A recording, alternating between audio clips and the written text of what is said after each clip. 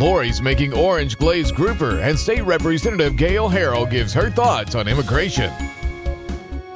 Welcome back to Live with Lori. Today we're cooking up an orange glazed grouper with Representative Gail Harrell. I am toasting some almonds here because we are getting ready to make our Asian salad. Ooh, it's going to be really good. Yum, yum. You want to just put these in a pan and toast them. Be careful you don't burn them, because otherwise you have to start over. You know, we were talking earlier about, you know, you being in legislation and healthcare, and you know, you sponsored something, the E-Verify bill. That yes. I was wondering if we could talk about that a little Sure. bit, because that's you know, it's such a hot button issue. Right. Immigration is just huge. Everyone is so concerned when we have so many illegals in our country who are coming here and taking jobs from everyday people, and jobs that American citizens really need at this time. So I've been very involved over the many, many years in trying to really make sure we have legal Americans working here and not illegals.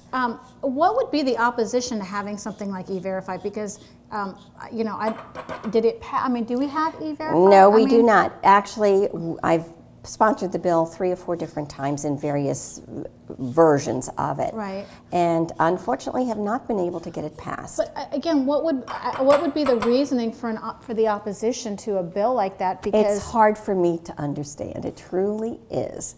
And one of the major concerns that some individuals have and some businesses have is that if we don't have a national system of E-Verify, which truly is what it should be. We need a national system. But getting the federal government and getting the U.S. Congress to pass it has been extremely difficult. It hasn't happened. And we as a state, in my book, have the responsibility, and we as the legislature have the responsibility, to make sure that we deal with this problem if the federal government isn't going to. Yeah, and it seems like that there's enough people that you know, especially when we have an economy like we've had the last several years, it seems, it just seems like common sense, doesn't it? Yes. I mean, if you're not here legally, you shouldn't really be working here. Correct.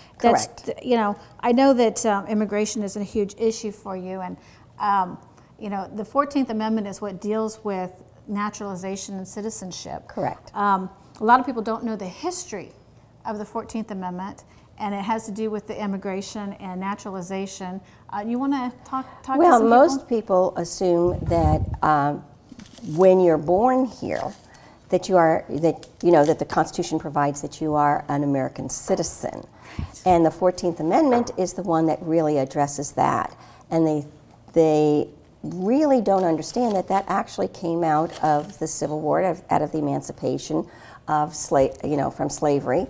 And it was geared originally for individuals who were previously slaves to make sure that they became citizens. So that they had legal standing. They had legal standing in this country and could be protected by the laws of the United States of America.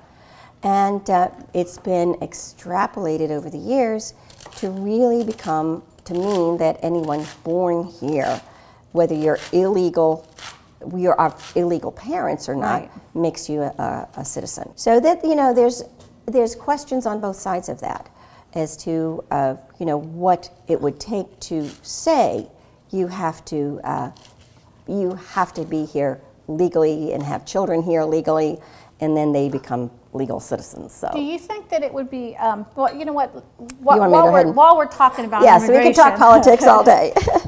If you can cut that up, just the white and the light green parts, and then I'm going to have this, you know, 2 bunches of white onion. You saw me toasting some almonds. I've zested a lime, and I'm putting some Napa cabbage. I'm just shredding it up, and I'm cutting these really nasty little hard rib parts out. We're just going to cut those out a little bit.